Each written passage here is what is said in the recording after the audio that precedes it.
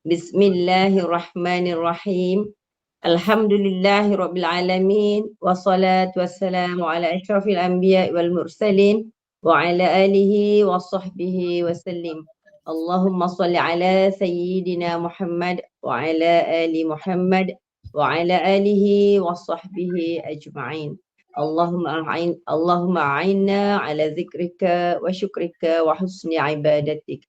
Allahumma ahyina bil iman wa amitna bil iman wahsyurna bil iman wa adkhilnal jannata mal iman bi rahmatika ya arhamar rahimin. Rabbi shrah li sadri wa yassir li amri wahlul 'uqdatam min lisani yafqahu qawli. Amma ba'd. Assalamualaikum warahmatullahi wabarakatuh. Salam sejahtera, salam ukhuwah pada al-fadhil ustaz dan semua jemaah pencinta ilmu yang dipilih Allah untuk duduk dalam majlis ilmu yang barakah pada pagi ini. Moga amal kita ini menjadi ibadah dan yang dirahmati Allah. Amin. Kuliah kita ini daripada saluran Google Meet Gemah Nur Iman yang dipimpin oleh Yang Dihormati Puan Hajah Rusniati binti Mansur dan ditadbir urus oleh seluruh ahli jawatankuasa Gemah Nur Iman, akan dipimpin oleh Yang Berbahagia Al-Fadhil Ustaz Muhammad Aizuddin bin Kamaruzaman. Dengan pengajian kita hari ini, pengajian berkitab Kisah Sahih Para Nabi jilid 1 yang ini oleh Al-Hafiz Ibnu Qasir, takhik oleh Syekh Salim bin Abdul Halali.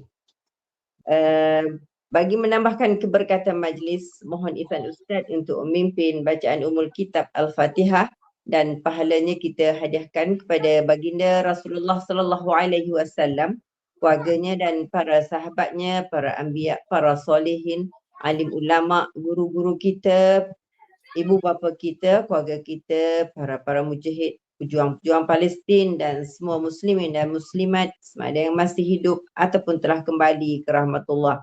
Al-Fatihah. Bismillahirrahmanirrahim. Alhamdulillahi rabbil alamin. Ar-Rahmanir-Rahim. Maliki yaumiddin. Iyyaka na'budu wa iyyaka nasta'in. Ihdinas siratal mustaqim. Siratal ladzina an'amta 'alaihim ghairil maghdubi 'alaihim waladdallin. Amin. Amin ya rabbal alamin. Untuk meneruskan majlis, saya dengan penuh takzim menyerahkan majlis ini kepada Al-Fadhil Ustaz. Dengan segala hormatnya dipersilakan Ustaz. Baik, terima kasih kepada Bonda N. Assalamualaikum warahmatullahi wabarakatuh. Alhamdulillahi rabbil alamin. Nahmaduhu wa nasta'inuhu wa nastaghfiruh wa na'udzu billahi min syururi anfusina wa min sayyiati a'malina. Man yahdihillahu fala mudilla lahu wa man yudlil fala hadiya lahu. Asyhadu an la ilaha illallah wahdahu la syarika lah wa asyhadu anna Muhammadan abduhu wa rasuluh. Amma ba'. Alhamdulillah, pertamanya syukur pada Allah Subhanahu wa taala di atas kesempatan yang Allah izinkan kepada kita pada pagi ini sekali lagi bertemu di dalam majlis ilmu. Semoga Allah Subhanahu wa taala mencatatkan ia sebagai amal soleh yang memberi manfaat, faedah kepada kita, dan semoga Allah taala memberikan kekuatan kepada kita semua agar terus beramal dan terus beramal sehinggalah ke akhir hayat insya-Allah. Amin ya rabbal alamin. Baik, ibu-ibu, bonda-bonda yang dirahmati oleh Allah Subhanahu wa taala, insya-Allah perbincangan kita hari ini adalah daripada kitab Kisah Sahih Para Nabi karangan daripada Al-Hafiz Ibnu Katsir, dan kita akan terus pergi kepada muka surat 138. Terus pergi kepada muka surat 138 dan kita akan perhatikan beberapa dalil-dalil daripada Al-Quran yang dibawakan oleh Ibnu Katsir bercerita berkaitan tentang iaitu fasa pembinaan kapal oleh Nabi Nuh alaihi salam.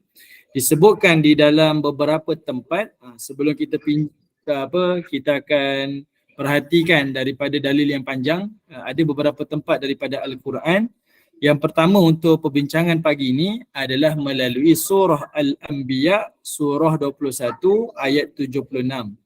Iaitu Allah menyebutkan wa nuhan idh nada min qabl. Kata Allah Ta'ala, dan ingatlah ketika Nuh sebelum itu ketika mana dia berdoa. Fastajabna lahu, maka kami pun mustajabkan doanya. fanajjainahu wa ahlahu minal karbil azim. Dan kami yang menyelamatkannya bersama dengan pengikut-pengikutnya daripada bencana yang besar. Ini nak tunjukkan kepada kita ada dua pengajaran lah. Iaitu pertama, Allah Subhanahu Wa Taala sentiasa kasih kepada orang yang berdoa. Ini pun kita dah pernah bincang pada kesempatan yang lalu. Allah Ta'ala sentiasa kasih kepada orang yang berdoa. Lagi banyak kita berdoa, lagi dikasihi oleh Allah Ta'ala. Walaupun doa-doa kita itu adalah perkara yang kecil-kecil ataupun yang remeh-remeh. Allah Ta'ala sekali-kali tidak memandang apa yang kita doa tu. Tetapi Allah memandang kepada perbuatan kita yang meminta-minta kepadanya. Kerana apa? Bila seseorang itu berdoa kepada Allah, itulah sebagai satu simbol ataupun tanda perhambaan yang paling rendah seorang hamba kepada Tuhannya. Maka ia mengundang kecintaan Allah Ta'ala dan dia mengundang kasih sayang Allah Ta'ala kepada orang-orang yang meminta-minta, yang berdoa kepadanya. Ini berbeza dengan makhluk kan. Lagi banyak kita minta kepada manusia, lagi dijauhi dan lagi tidak disukai. Tetapi berbeza dengan Allah Ta'ala. Lagi kita banyak meminta kepadanya, lagi dicintai dan lagi disukai oleh Allah Subhanahu Wa Ta'ala. Okey, itu pertama. Yang kedua, ini menunjukkan kepada kita setiap kesulitan dan setiap kesusahan itu pasti akan ada penghujungnya dan akan digantikan dengan kegembiraan demi kegembiraan. Dan ini yang berlaku kepada Nabi Nuh AS.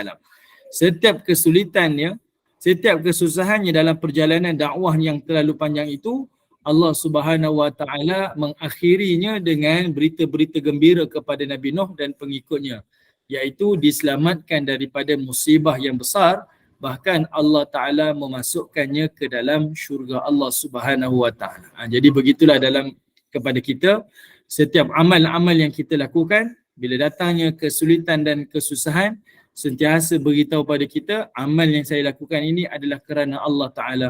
Dan Allah sekali-kali tidak akan mengecewakan dan mensia-siakan amal-amal kebaikan kita.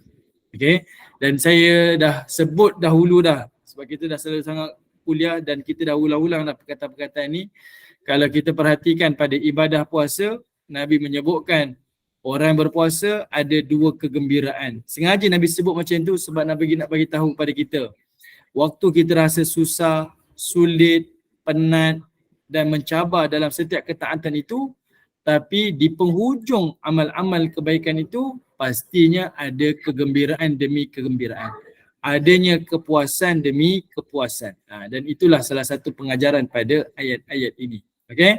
Ini daripada surah Al-Anbiya, surah 21 ayat 76. Sekarang Ibnu Katsir dia bawa satu lagi dalil daripada surah Asy-Syu'ara, iaitu surah yang ke-26 ayat yang ke-117. Iaitu Allah Ta'ala menyebutkan qala, Nabi Nuh alaihissalam pun berdoa. Nabi Nuh berdoa, Rabbi inna qaumi kazzabun. Dia kata, wahai Tuhanku, sesungguhnya kaum aku itu mendustakan. Okey? Kaumku itu mendustakan. Kaum Nabi Nuh ni dia berbohong ke, ibu-ibu? Pernah ke ibu-ibu baca dalam ayat Quran ke ataupun di mana-mana, kaum Nabi Nuh ni dia berdusta ke? Tak. Tak. Habis kenapa disebut qaumi kazzabun? Kaumku ini adalah orang-orang yang mendustakan. Apa maksud dusta dekat sini? Bukan dia menolak ke Ustaz? Menolak. Mendustakan tu menolak. Menolak apa tu dakwah Nabi Nuh. Menolak, kalau menolak lah kan. Tapi kenapa disebut mendustakan? Mendustakan dakwah Nabi Nuh macam tu. Mendustakan kenabian dan arahan Allah pun. Okey. Kalau kita jumpa perkataan kazaba ataupun kat sini gunakan perkataan kazabun, orang yang dusta, dusta dalam bahasa Quran dia tak sama dengan dusta dalam bahasa kita. Dusta dalam bahasa kita mengatakan sesuatu yang tidak ada kepada ada lah. Dekat dalam akaun bank saya ada 1 juta, benda tak ada pun, tapi saya kata ada 1 juta. Okay? Saya ni ada ni. Sebenarnya tak ada, tapi kita kata ada. Bila kita sebut macam tu, itu nama dusta, berbohong. Tapi dusta dan berbohong di dalam bahasa Quran, benda yang ada kita nafikan dia. Antaranya kewujudan hari akhirat. Kita nafikan, akhirat tak ada. Sebab apa yang Allah kata benda yang realiti. Allah kata akhirat ada, benda tu benar. Kita nafikan, tak ada akhirat. Maka itu namanya dusta. Dia berbohong, menafikan perkara yang ada. Allah itu ada, dia nafikan, Allah tak ada. Sebab Allah itu realiti kan, benda yang realiti, benda yang ada. Tapi kita tak ada.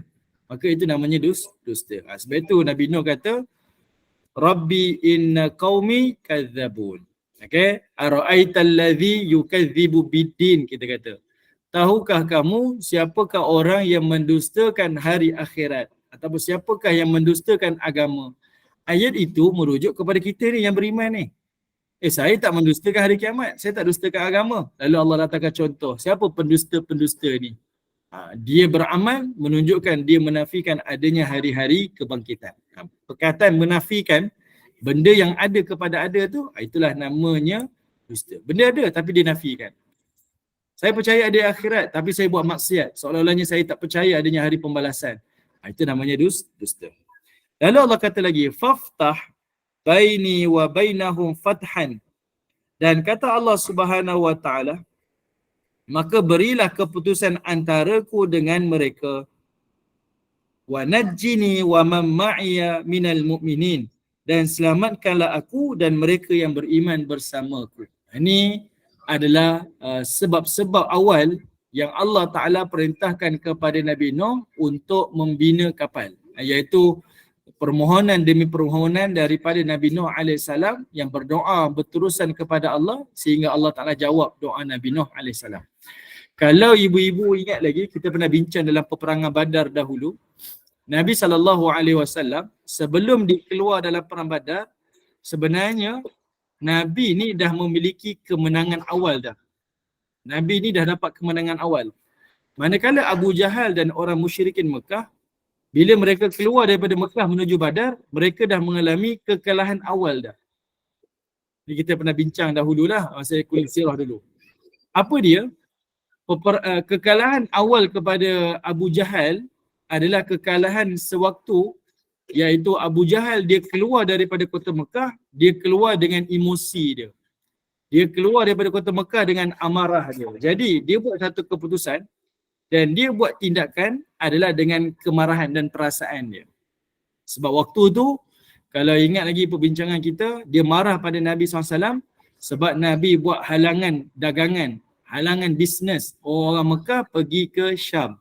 Jadi dah banyak kali Nabi buat halangan, dia marah sebab mengganggu, menyebabkan ekonomi Mekah ni kita kata mengalami kemerosotan. Jadi dia marah. Tapi dia tahan. Kedua, yang bertambah dia marah, iaitu Nabi SAW menghantar satu sariyah daripada Madinah pergi ke Nakhlah. Nakhlah ni adalah satu tempat yang berada di tengah-tengah antara Mekah ke Taif. Dia daerah di Mekah, Nakhlah ni daerah di Mekah. Nabi hantar Abdullah bin Jahsh masuk sampai ke kawasan tu. Dan benda tu sangat membuatkan Abu Jahal marah sebab dia perkara yang sangat-sangat memalukan. Okay? Sebab Nabi ni negara baru tapi berjaya menceroboh masuk ke kawasan pertahanan Mekah. Bahkan boleh tahu pula kekuatan dan kelemahan orang Mekah. Bahkan membunuh pula tentera-tentera Mekah. Bahkan mengambil harta rampasan perang. Bahkan boleh bawa dengan selamat sampai ke kota Madinah, iaitu tawanan-tawanan daripada musyrikin Mekah. Abu Jahal ni dah mengalami kemarahan demi kemarahan. Kemuncak kemarahan dia, iaitu ibu saudara Nabi namanya Atikah. Yang mana Atikah ketika itu, dia bermimpi pada malam tersebut berkaitan tentang bencana yang melanda kota Mekah. Ada satu musibah yang akan dikenakan kepada kota Mekah. Ini mimpi Atikah. Dan mimpi itu viral di kota Mekah. Abu Jahal dengar, Abu Jahal marah. Okay? Sebab dia kata apa? Sudahlah Bani Hashim ni yang membawa masalah. Mengaku sebagai Nabi. Sekarang dia cerita pula akan datang musibah. Jadi waktu Abu Jahal tengah marah ni, datanglah utusan daripada Abu Sufyan yang bernama Damdam. Datang daripada Badar. Yang mana Damdam kata, dia potong hidung unta dia, dia terbalikkan pelana unta dia, lalu dikoyakkan baju dia. Dan dia kata apa? Wahai orang-orang Quraisy, ketahuilah barang dagangan kamu telah ditahan oleh Muhammad. Jadi Abu Jahal dalam keadaan marah tu tertekan dia, asyik-asyik Muhammad, asyik-asyik Muhammad. dah beberapa bulan kebelakangan ni semuanya cerita tentang Muhammad buat onar dekat orang Mekah. Jadi dia buat satu keputusan. Kita keluar daripada kota Mekah seluruhnya dan kita hancurkan Muhammad dan tentera-tentera dia.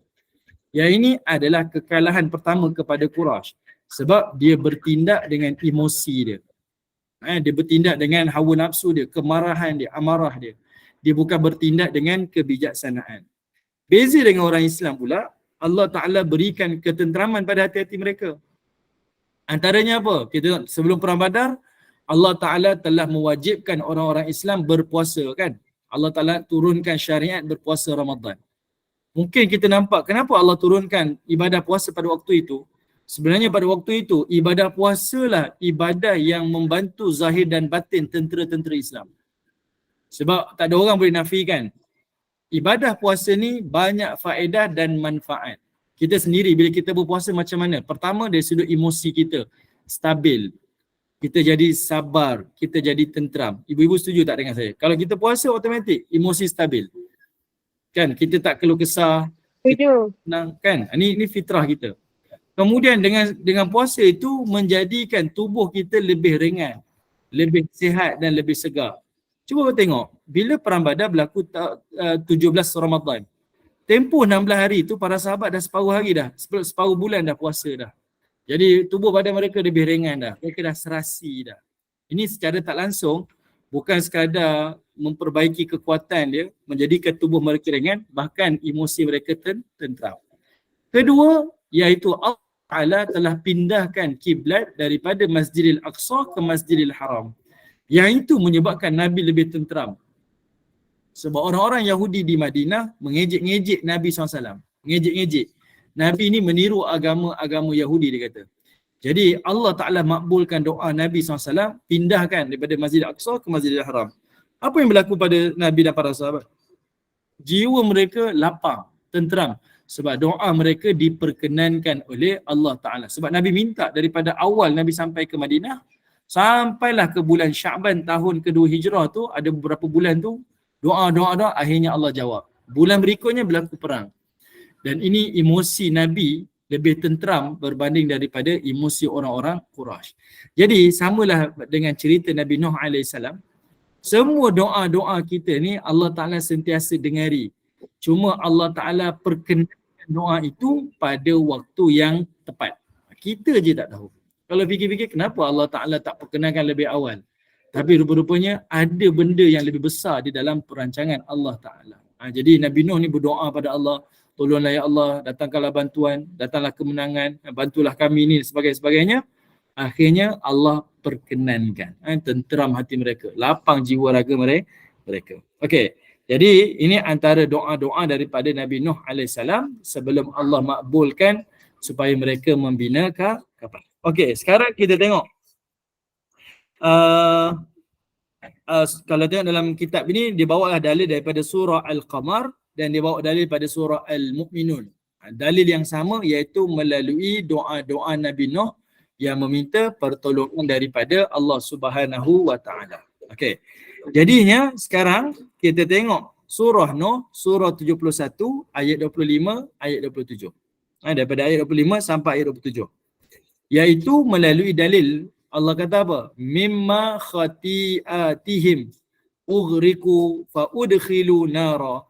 Disebabkan kesalahan-kesalahan mereka. Ni umat Nabi Nuh ni, kerana dosa kesyirikan, dosa mendustakan dan sebagainya, fa udkhilu nara. Minta maaf, Allah kata ughriqu, mereka ditenggelamkan, fa udkhilu, dan terus masuk ke dalam neraka Allah.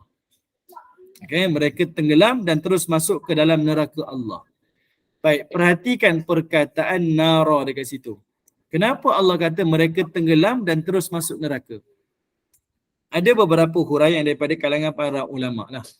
Ini menunjukkan kepada mereka, kepada kita, sejak Allah Ta'ala azab kaum Nabi Nuh.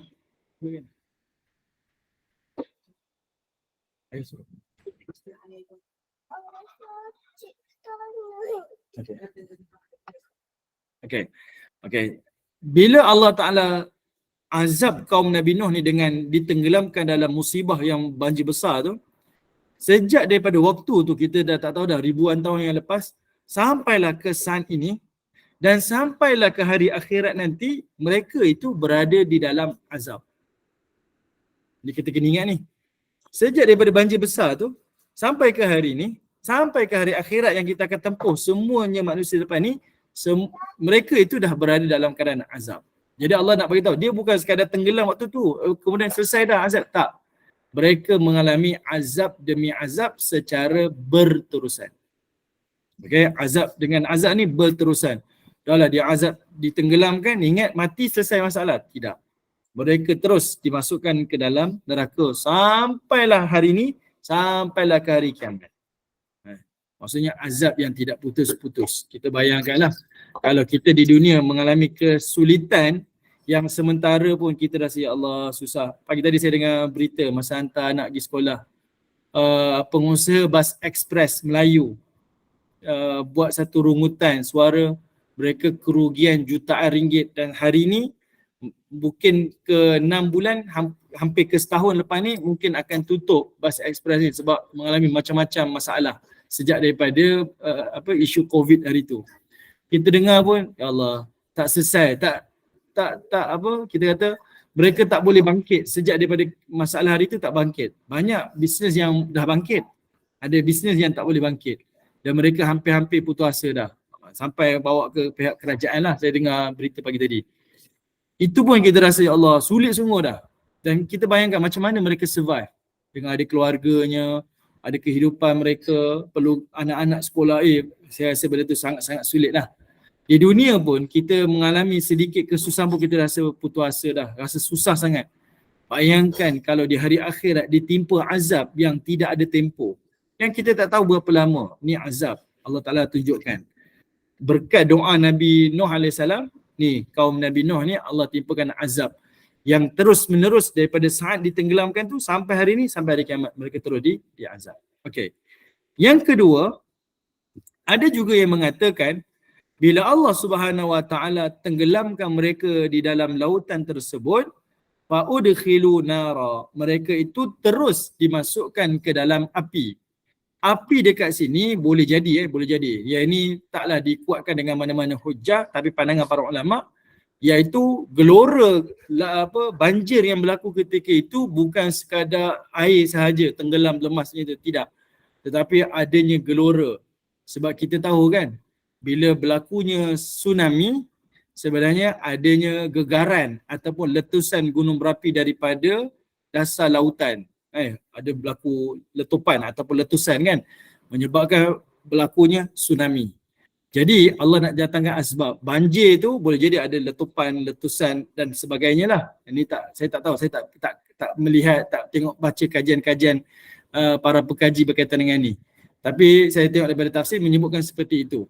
Boleh jadi mereka tenggelam dalam lautan dan terus dimasukkan ke kawasan yang letusan berapi itu, menyebabkan mereka diazab dengan azab yang berat. Bukan sekadar tenggelam saja, tapi dibakar di dalam api-api yang meletus di bawah lautan. Wallahu ta'ala alam tuan. Ini antara perbincangan dia lah. Lalu Allah kata apa? Falam yajidu lahum min dunillahi ansara. Dan mereka tidak mendapat penolong selain daripada Allah Subhanahu Wa Ta'ala. Tak ada orang boleh tolong mereka. Berhala-berhala yang mereka gelak-gelak sebelum ni, yang mereka sayang sangat, ada 5 berhala tu tak boleh tolong mereka. Bahkan diri mereka pun tak boleh tolong diri sendiri. Okay? Ini nak cerita kuasa Allah Ta'ala yang manusia selalu nafikan. Mana Tuhan ni? Buktikan mana Tuhan. Susah kita nak membuktikan Tuhan ni. Tapi disebut oleh Ibn Qutaybah, mengiyakan kewujudan Allah lebih mudah daripada menafikan kewujudan Allah. Nak kata Tuhan tak wujud lebih susah sebenarnya. Mengatakan Tuhan itu wujud lebih mudah. Okay? Alright.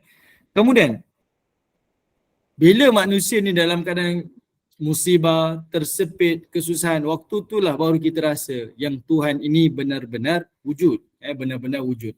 Waktu kita senang, kita memang lupalah. Sebab itu Allah Ta'ala selalu sebutkan yang mana kehidupan dunia ini adalah kehidupan yang hanya menipu sahaja kan.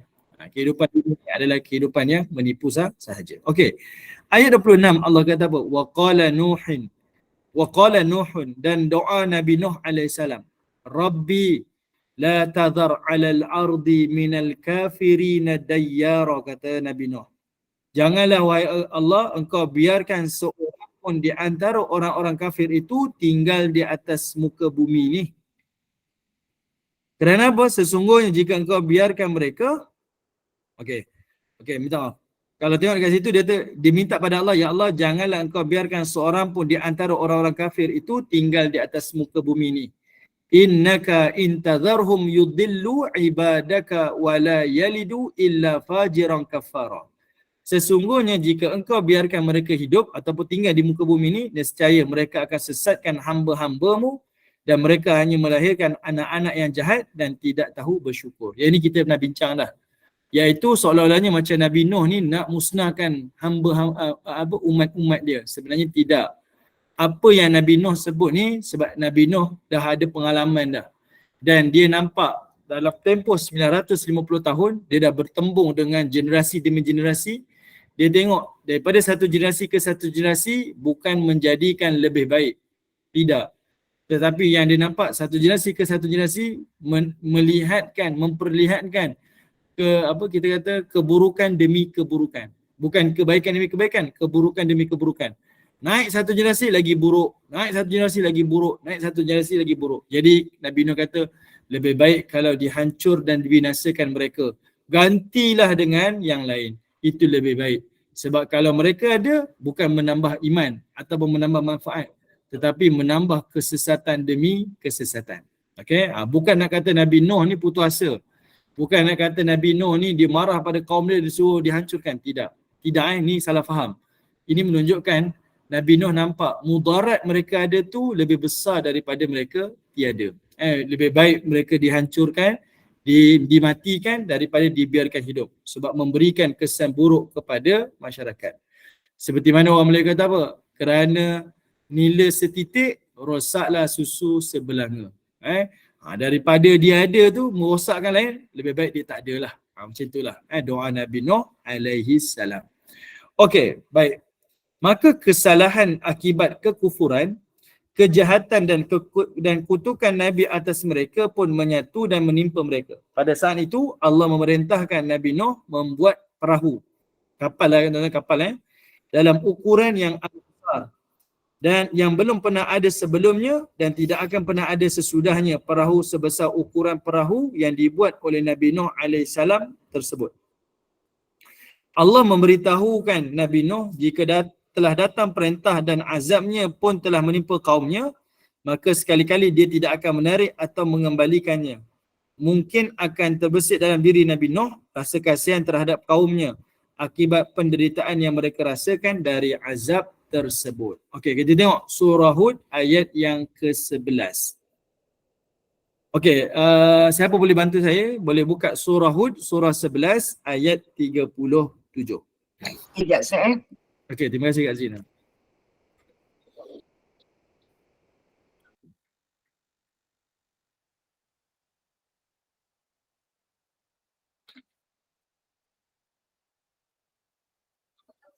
Okay, surah Hud Ayat berapa sis? ayat 37. 37.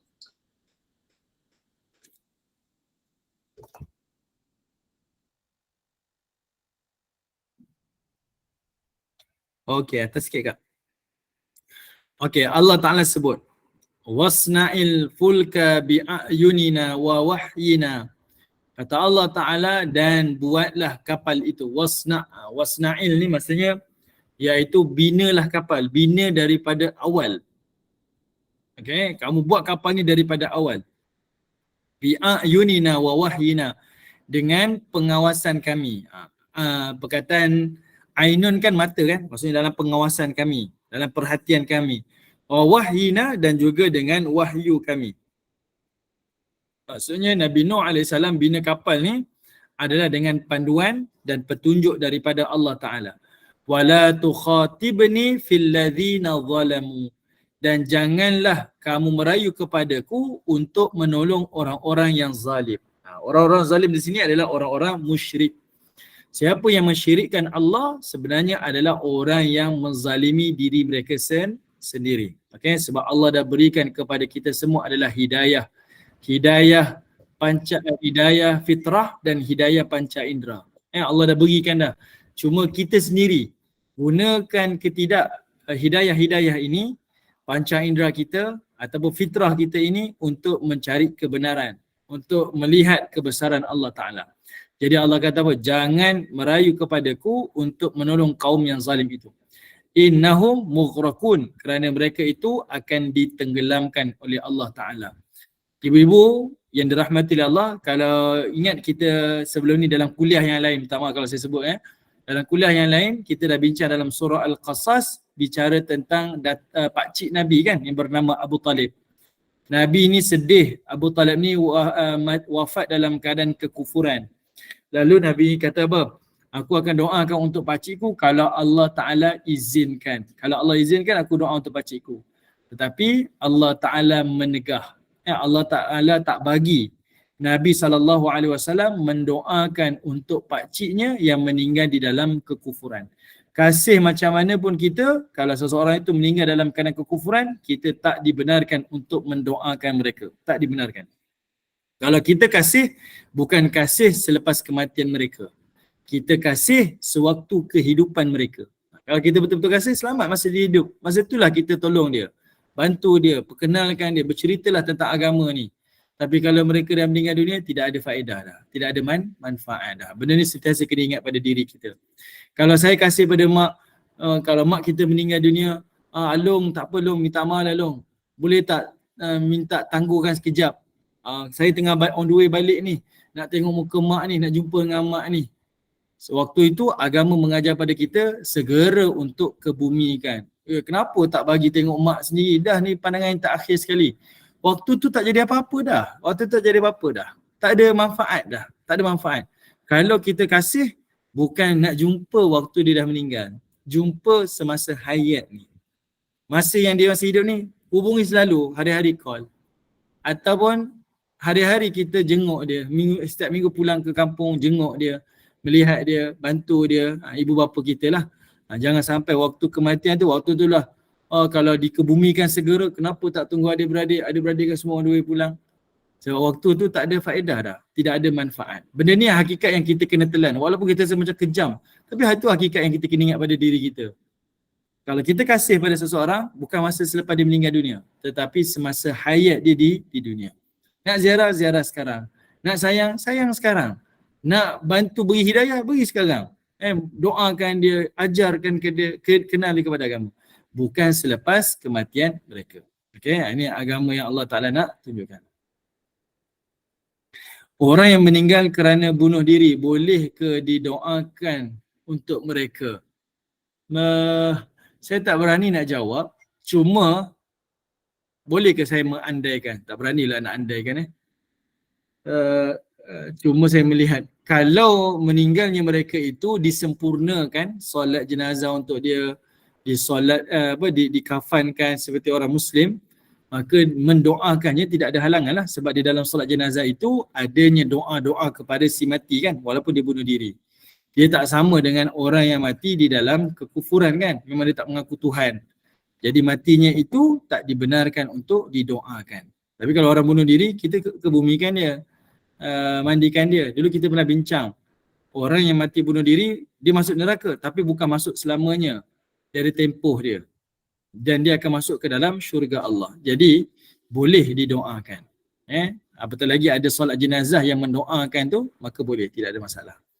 Okay. Kalau ada yang mengatakan tidak, saya akan betulkan saya punya saya punya ulasan ni lah. Tapi yang setahu saya tak ada masalah. InsyaAllah. Okey? Baik. Sama-sama. Okey, kita turun ayat 38. Allah Subhanahu Wa Ta'ala menyebutkan.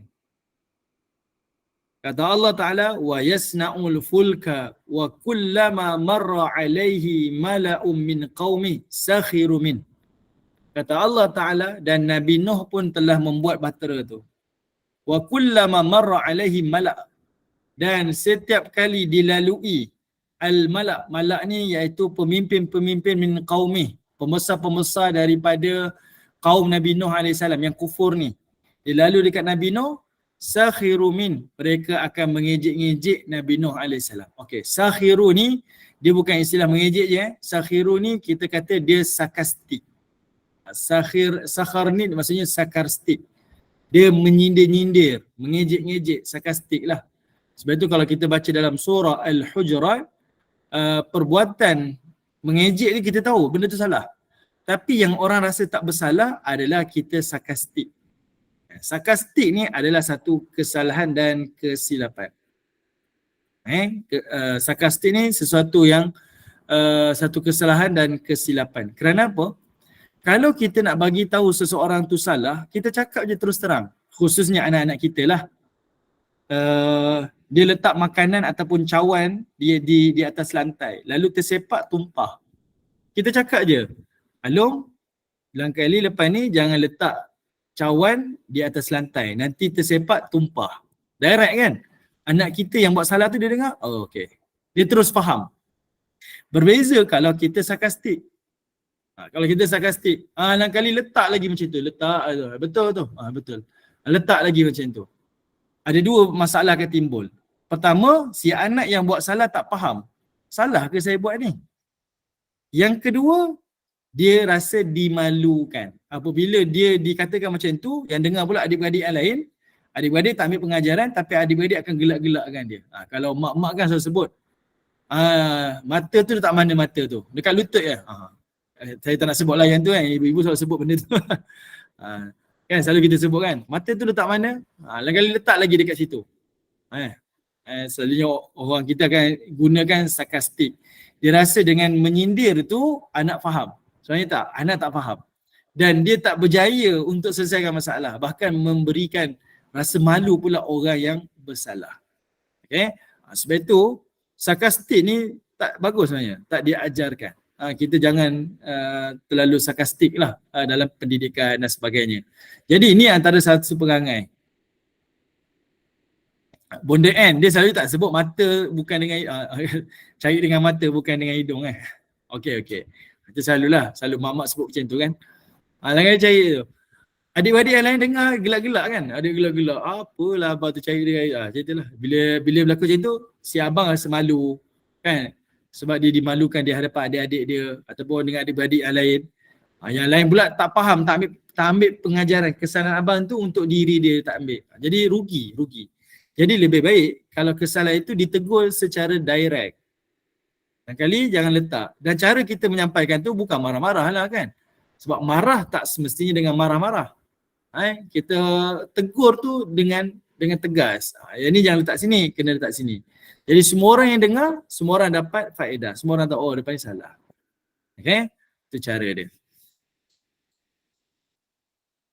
Kalau yang Bunda N sebut tu selalu saya dengar lah. Selalunya kalau anak lelaki dia cari selalu tak jumpa kan. Anak perempuan kalau dia cari mesti jumpa. Anak lelaki cari tak jumpa. Mak-mak selalu marah lah. Itu biasalah, lumrah lumrah. Sama je Ustaz, anak lelaki ke anak perempuan. Perempuan sama juga? Aduh, right. Okey, baik. Kita tengok kemudian. Jadi bila kaum Nabi Nuh ni dia menyindir ataupun sarkastik, dia kata apa? Takkan dah tukar profession, saya mengandaikan lah macam itulah dia sarkastik kan. Dulu nampak berdakwah 950 tahun, tempoh panjang berdakwah lama ni. Dah putus asa ke? Dah tukar profession ke? Dah jadi engineer ke? Macam itulah seolah-olahnya. Ejekan demi ejekan tu kepada Nabi Nuh AS. Qala in taskharu minna fa inna naskharu minkum kama taskhurun. Nabi Nuh pun menjawab, jika kamu memandang kami bodoh kerana membuat bahtera ini, maka sesungguhnya kami juga memandang kamu bodoh kerana keingkaran kamu sebagai balasan ejekan kamu. Ini menunjukkan kepada kita bila mereka menyindir Nabi Nuh AS, mengejek-ngejek Nabi Nuh AS, Nabi Nuh melihat mereka tu pun dengan satu pandangan yang tak baiklah, sebab melihat kasihan kepada mereka ini sebab mereka terus di dalam kejahilan mereka, dalam kesyirikan kepada mereka. Okay? Jadi mereka melihat Nabi Nuh ni macam bodoh, buat kapal, buat pula atas gunung ganang kan. Soalan je perbuatan bodoh. Tapi bila Nabi Nuh yang nampak apa yang akan berlaku, dia lihat kasihanlah sebenarnya kepada orang-orang yang kufur ni. dah lah tak beriman, akhirnya kamu tak tahu lepas ni kamu akan ditimpakan azab yang berat. Okey, ayat 39 Allah sambung lagi. Fasawfa ta'lamuna man ya'tihi 'adzabun yukhzihi wa yahillu 'alaihi 'adzabun muqim. Betul kan? Selalu anggap diri terpaling bagus. Memang macam tu. Bila orang yang suka sindir, mengata orang ni sebab dia rasa dia lebih bagus. Minta maaf. Orang yang mengata ni sebenarnya dia tak bagus. Kalau ni cerita lain Orang mengumpat, orang mengata dia tak bagus. Dia mengata dan mengumpat sebab dia ni dia rasa cemburu dengan orang yang memiliki tu. Jadi sebab itu dia mengata, dia mengumpat. Dia berbeza dengan orang yang menyindir. Orang menyindir, mengejek ni sebab dia rasa dia bagus, maka dia pandang orang lain lekeh. Tapi orang yang mengumpat sebab dia cemburu orang tu ada, sebab itu dia mengumpat. Sebab itu kita tengok orang yang berada di bawah biasa mengumpat orang yang di atas. Tapi orang yang duduk di atas jarang-jarang mengumpat orang di bawah.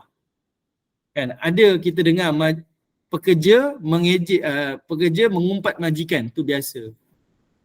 Pekerja mengumpat majikan tu biasa kan.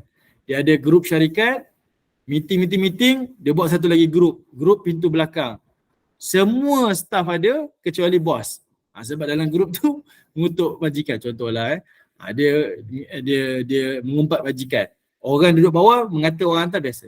Tapi majikan mengumpat staff itu tak berlaku lah. Tak berlaku. Ke berlaku ibu-ibu? Orang yang duduk di atas mengumpat orang di bawah. Saya rasa tak berlaku.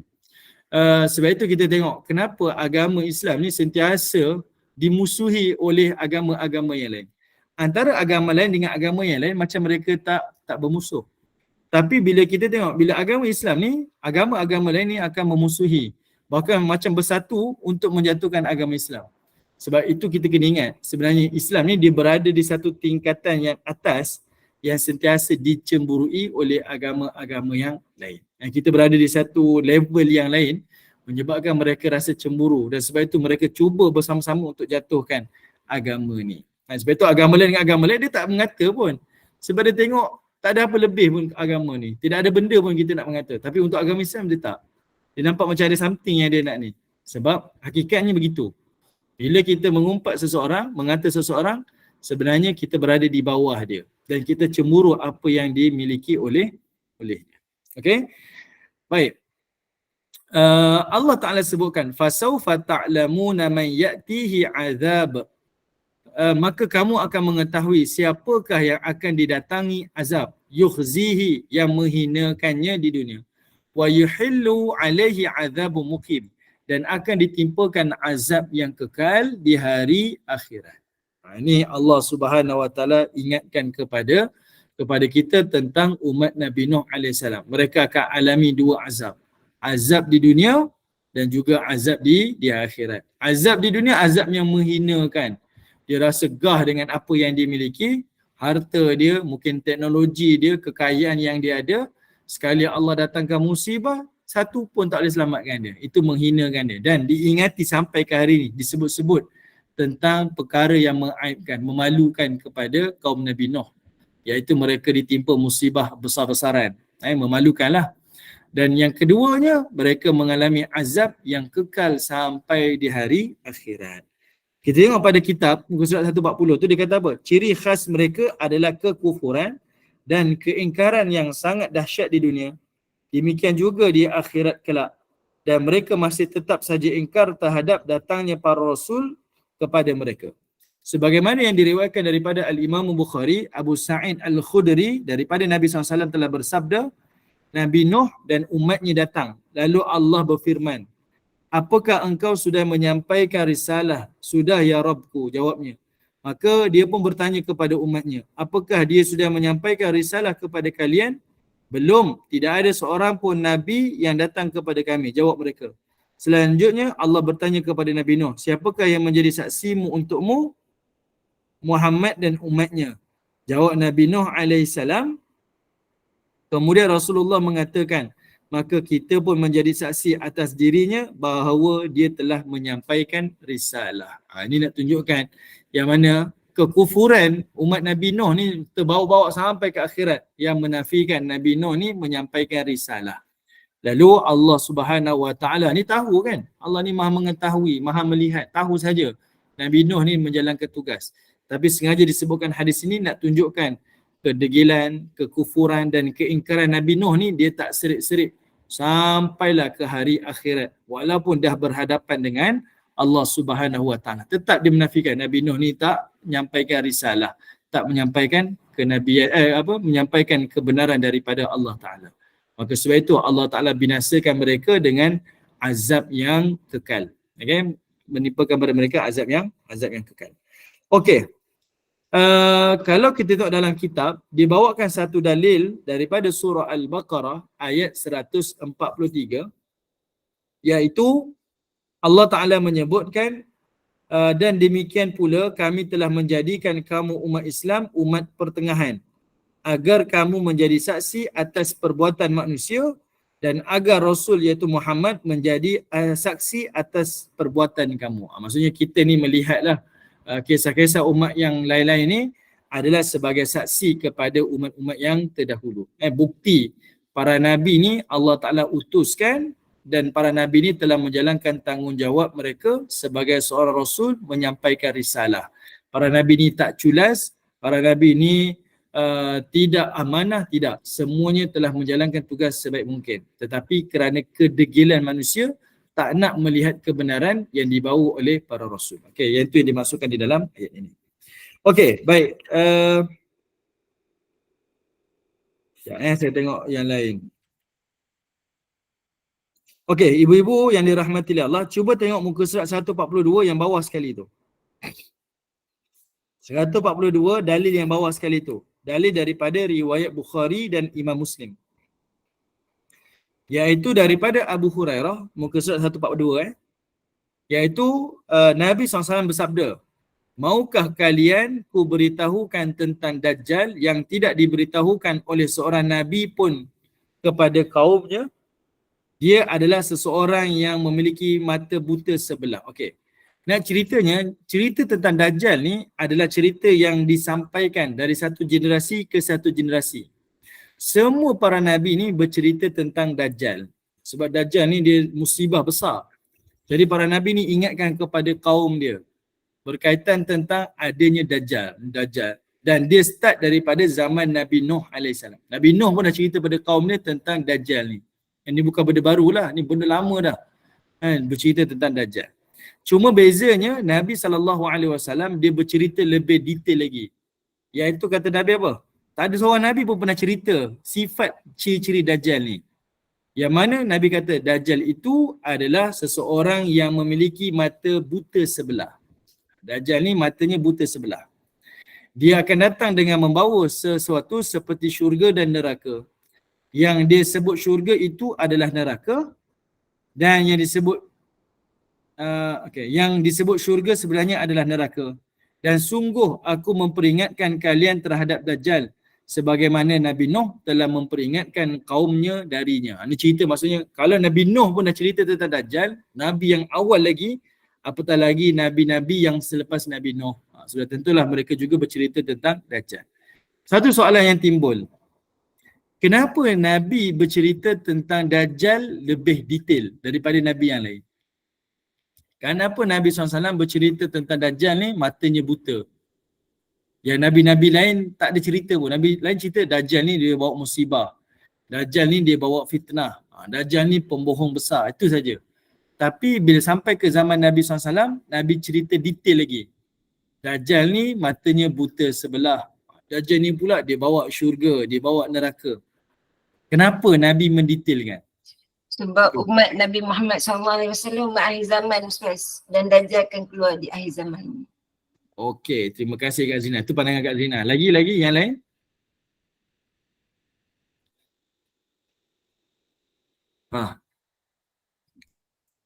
Siapa boleh cuba?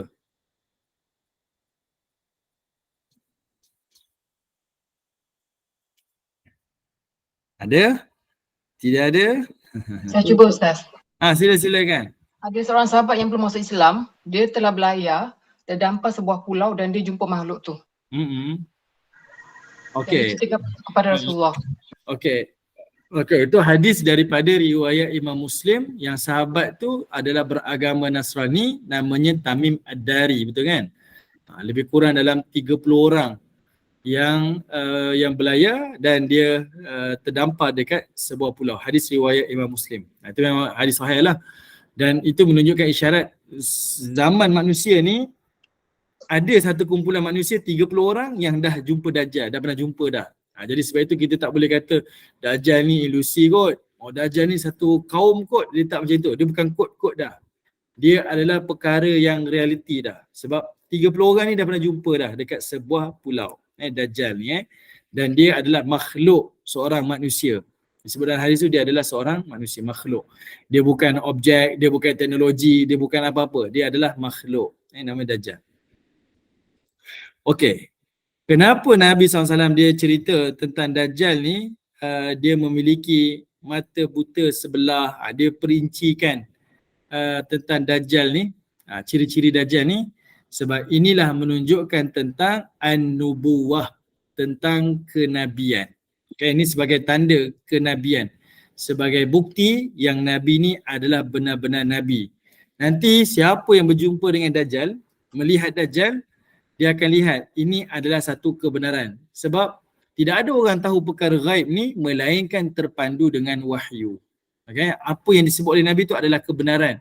Maka di situlah menjadi saksi yang Nabi ini adalah benar. Ini bukan andaian-andaian. Kan ada orang ramal-ramal. Dulu 2014 2012 kiamat tak jadi juga. Kemudian tukar tarikh lah 2000 sekian pun tak jadi juga. Ada yang ramal 2021 lah. Ada yang ramal baru ni 17 Januari 2024. Orang ramal dan benda tu tak berlaku. Sebab ini bukan tanda kenabian. Tapi Nabi SAW bukan meramalkan. Nabi menyampaikan kebenaran. Jadi bila berlaku nanti, itu sebenarnya bukti yang mana ini adalah perkara kebenaran. Ini bukan perkara yang diramal. Ini adalah perkara kebenaran yang datang daripada Allah Subhanahu Wa Taala. Jadi Nabi ada satu pendetilan karakter yang Allah Ta'ala sebutkan tentang Dajjal, iaitu tentang matanya yang buta sebelah. Okey? Ini kelebihan lah kepada baginda Nabi SAW mendetailkan. Apa yang disebutkan kat Azrina tu pun salah satu hikmah lah sebab kita lah umat akhir yang kita tak tahu mungkin generasi kita ke generasi akan datang yang akan bertemu dengan Dajjal.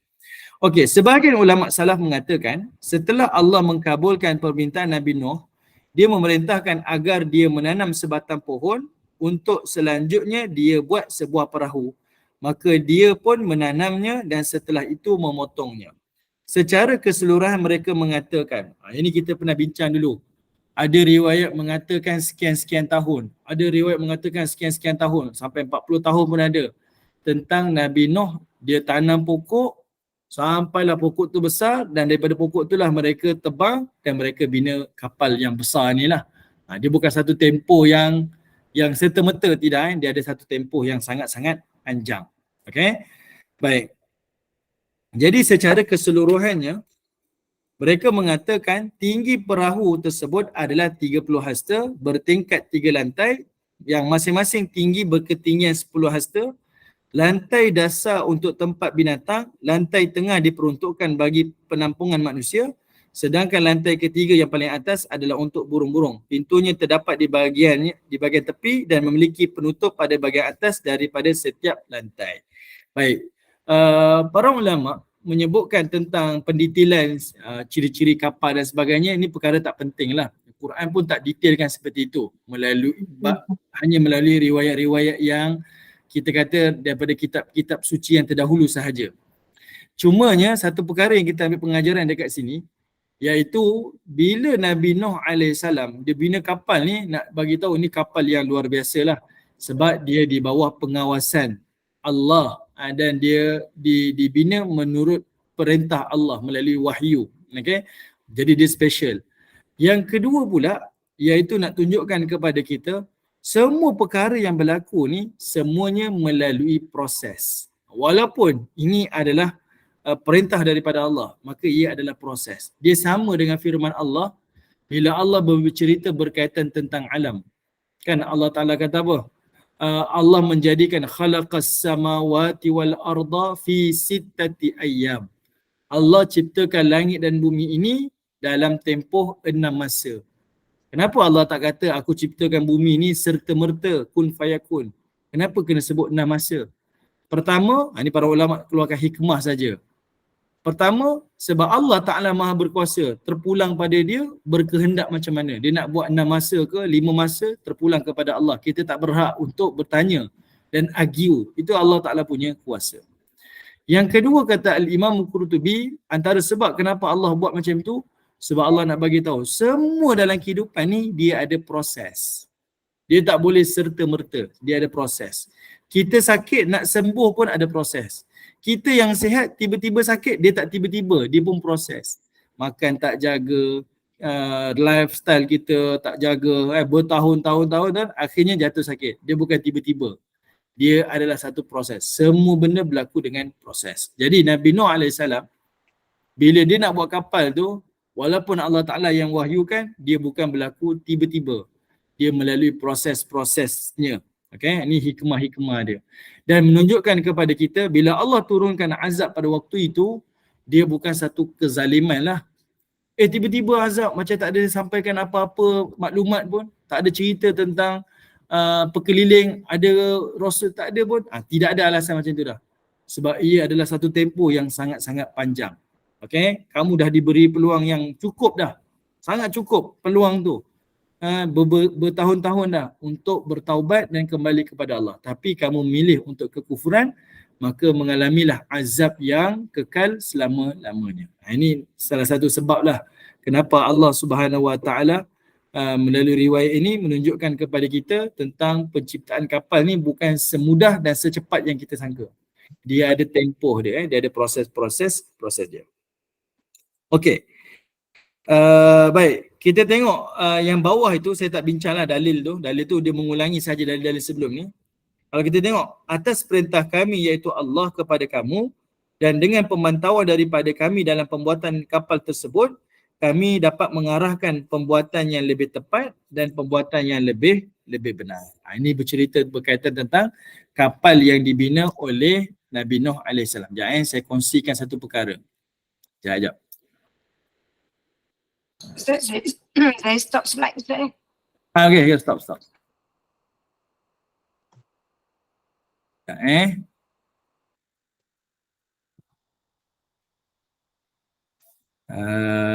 Okay. Kita ambil satu pandangan yang kita kata yang berautoriti lah.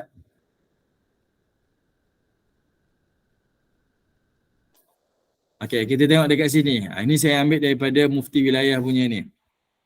Okay, boleh terangkan kepada kami berkenaan perbuatan Sayyidina Nuh, bateranya dan bersabateranya. Ini Allah Ta'ala datangkan dalil daripada surah Hud ayat 37. Tengok ni dia kata apa? Dalam menjawab soalan ini kami dapati banyak riwayat. Secara umumnya kami nyatakan seperti berikut bahawa Allah perintahkan Nabi Nuh membina kapal dengan menanam pokok al-saj terlebih dahulu selama 20 tahun. Kemudian membina kapal menggunakan kayu tersebut selama 40 tahun. Ada pendapat menyebutkan 100 tahun dan ada pendapat menyebutkan 400 tahun. Maksudnya ni ada tempoh ni. Dia bukan benda yang berlaku tiba-tiba. Tidak. Dia berlaku dengan tempoh. Peluang demi peluang sebenarnya kepada orang manusia ketika itu. Tapi kita tak nafikanlah bila Allah dah bina kapal.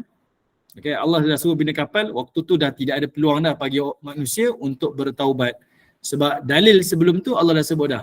Yang tinggal ni semuanya akan dibinasakan dah. Sebab mereka ni tak akan bertambah keimanan dah. Mereka tak akan beriman dah. Semua yang ada ni semuanya berada dalam kekufuran.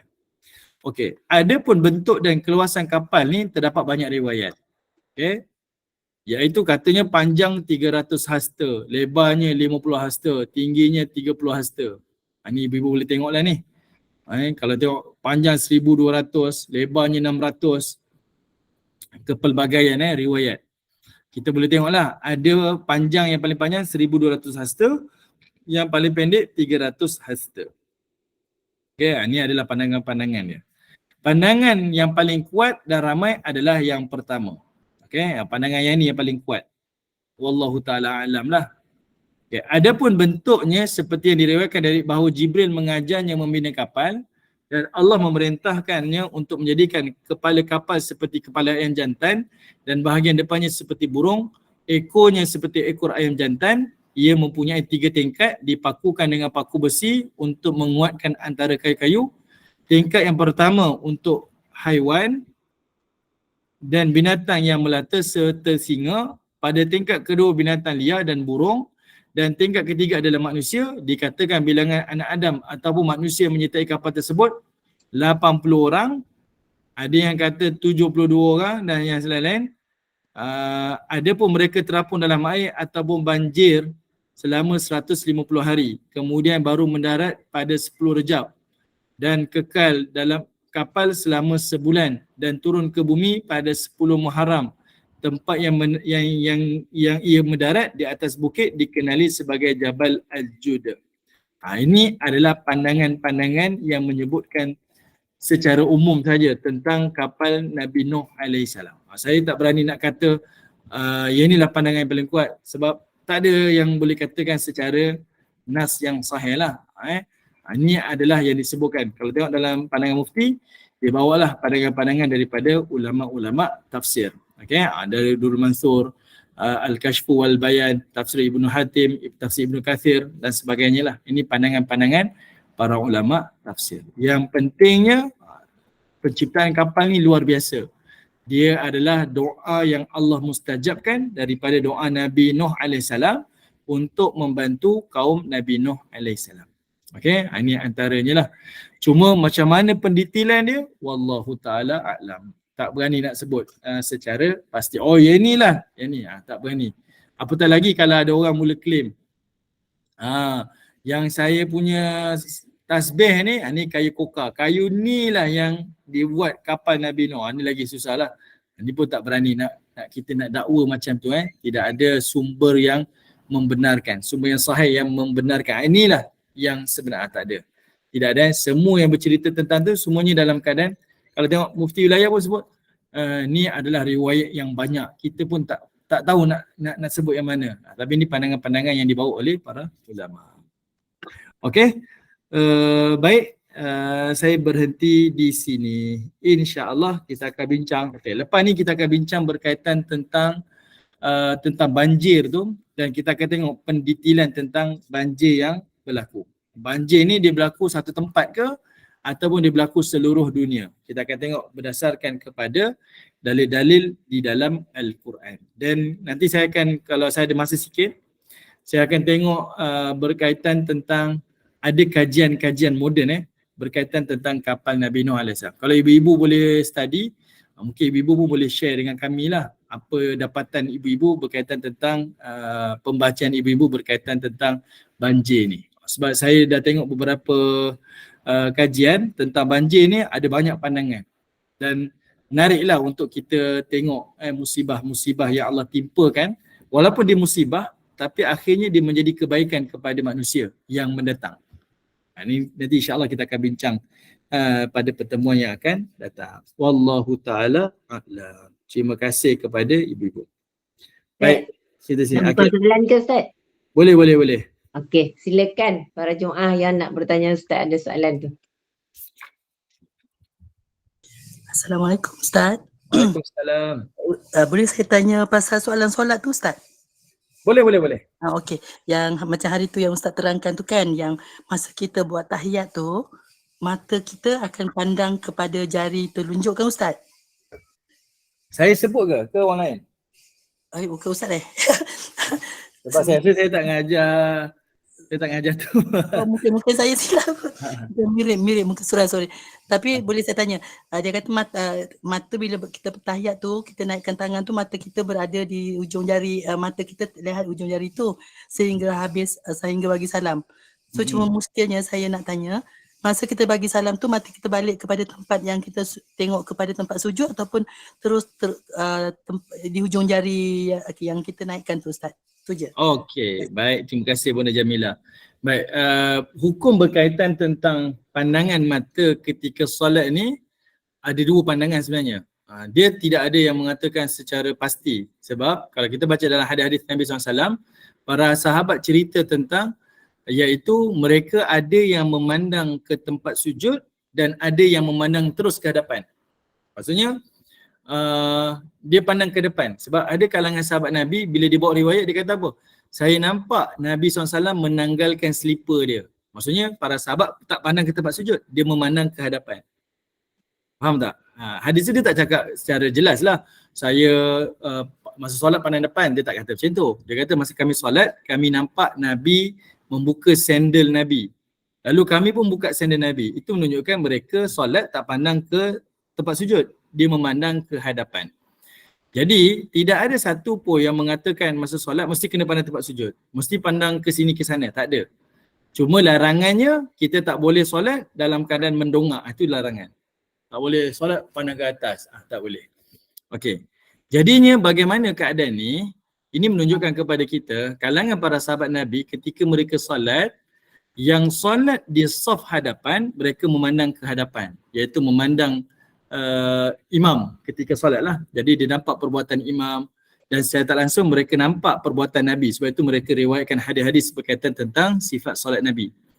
Manakala mereka yang berada di belakang, mereka yang berada di belakang ada yang memandang di tempat sujud mereka sebab dia tak nampak Nabi sebab duduk belakang. Ada juga yang hanya memandang kepala-kepala sahabat Nabi yang duduk di saf hadapan mereka.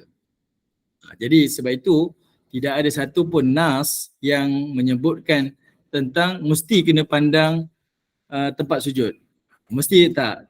Okey.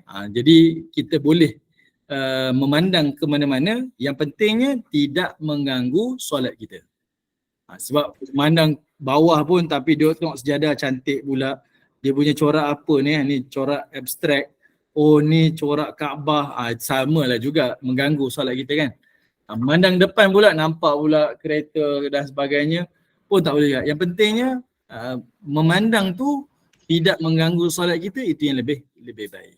Jadi terpilanglah kepada mana-mana individu yang mana yang membantu dia untuk jadi lebih khusyuk, tidak mengganggu solat dia. Mengganggu solat ni maksudnya tak menjadikan dia leka, tengok tu sampai leka kan. Tak sampai macam itulah.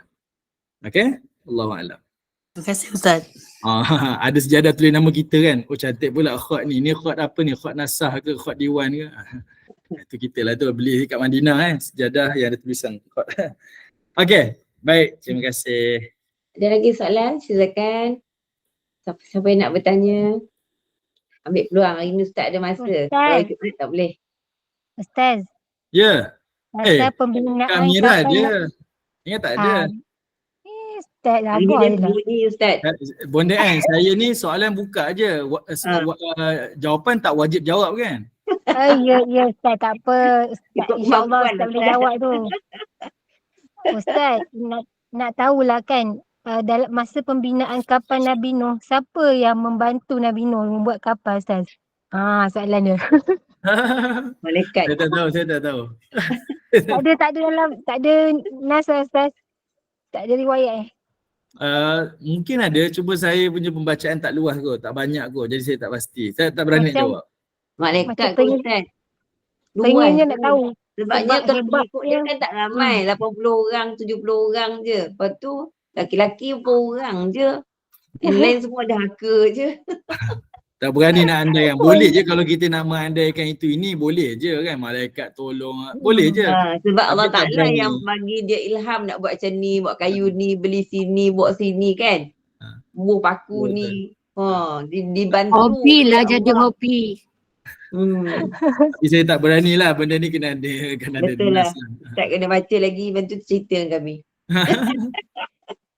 Allah Dan Akbar. rasa macam saya nak cakap bukan baru, rasa macam mana, sebab makan masa yang begitu lama bila Ustaz cakap nak kena tanam pokok, nak kena pokok yang ada tu nanti nak kena bina kapal, makan masa yang begitu lama. Betul, Tetapi dalam masa yang lama tu tak ada pun yang nak beriman. Rasa macam patutlah Allah asam muka sangat Ustaz Betul. dengan umat Nabi Nuh ni. Ya Allah, tak tahu nak cakap macam mana. Jadi saya bayangkanlah macam mana pembinaan kapal yang Ustaz kata 3 layer tu. Tapi 3 layer tu pun hanya pandangan para ulama je. Sebab itu saya tak Yalah. berani sebut tadi, saya datangkan satu page daripada mufti. Mufti pun hanya tak sebut rujukan mana, hanya disebut ini disebut dalam kitab tafsir. Dan kitab tafsir ni pun kita tahu dia terdedah dengan kesilapan. Okey, tak boleh kita ni kita tafsir yang paling sahih tak. Yang kita tahu yang sahih Quran, Bukhari dan Muslim. Tapi pada yang lain-lain tu mereka pun terdedah dengan kesilapan dan kesilapan lah.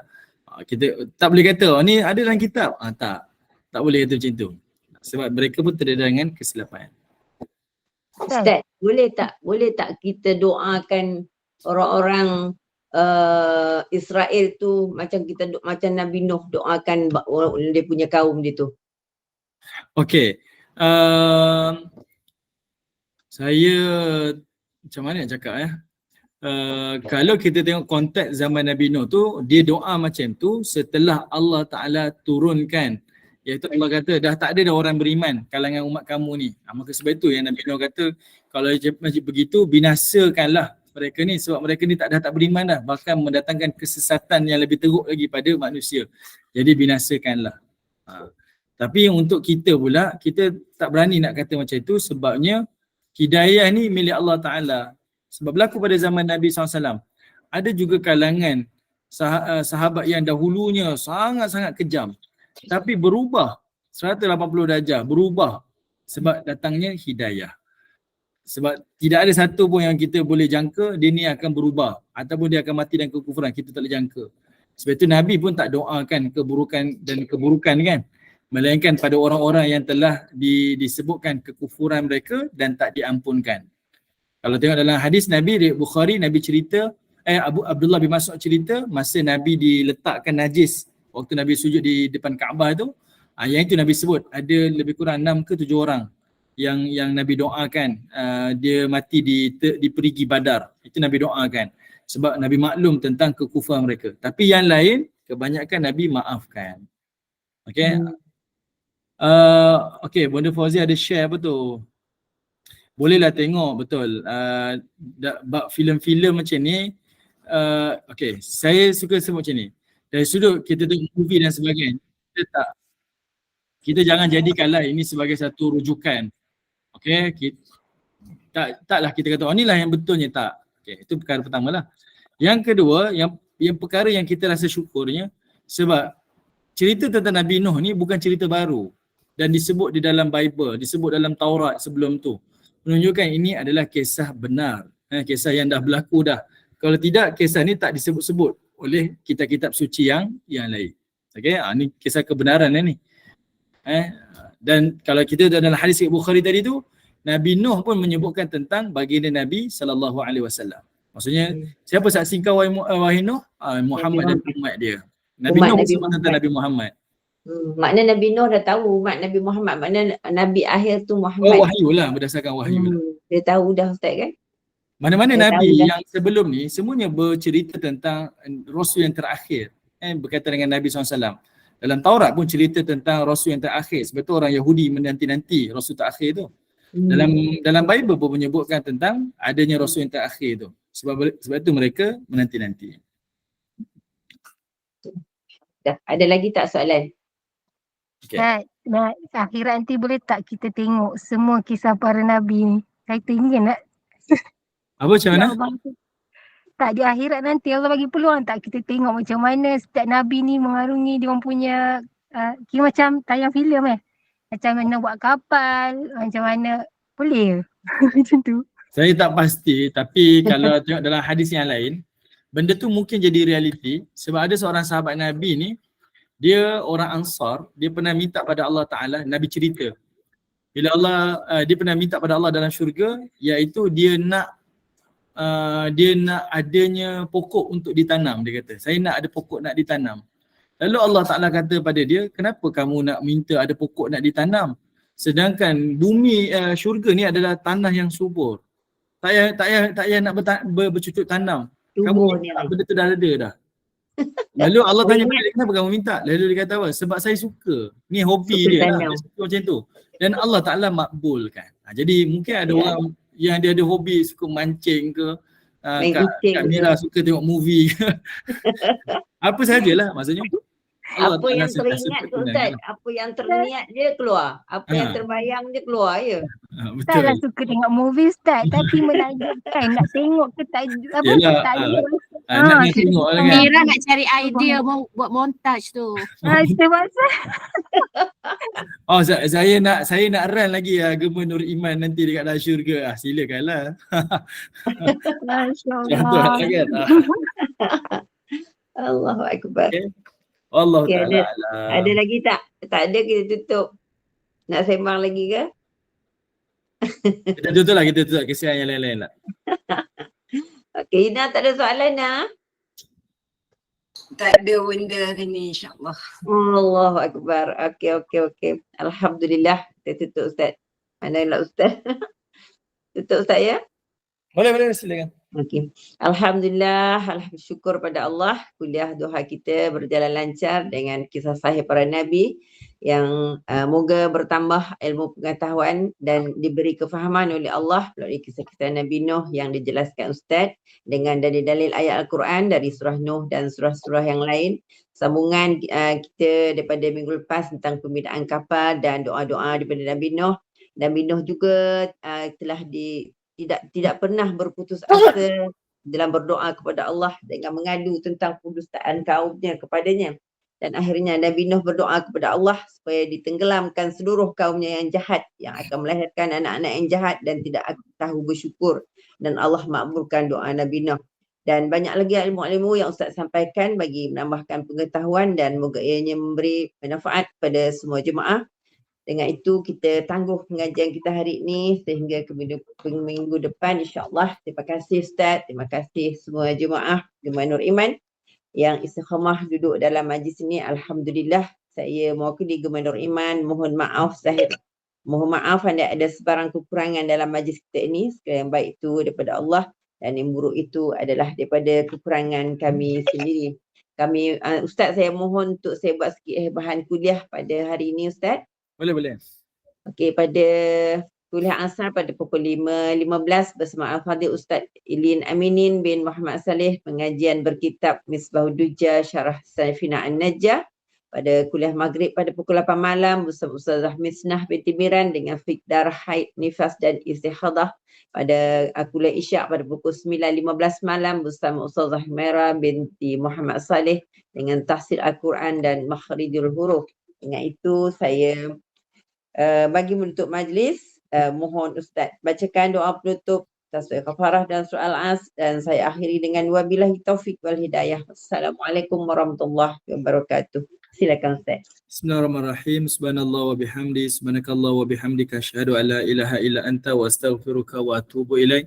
Subhana rabbika rabbil izzati amma yasifun wa salamun alal mursalin walhamdulillahi rabbil alamin. Wal asr innal insana lafi khusr illa alladhina amanu wa amilus salihat wa tawassaw bil haqq wa tawassaw bis sabr walhamdulillahi rabbil alamin. Terima kasih semua. Assalamualaikum warahmatullahi wabarakatuh.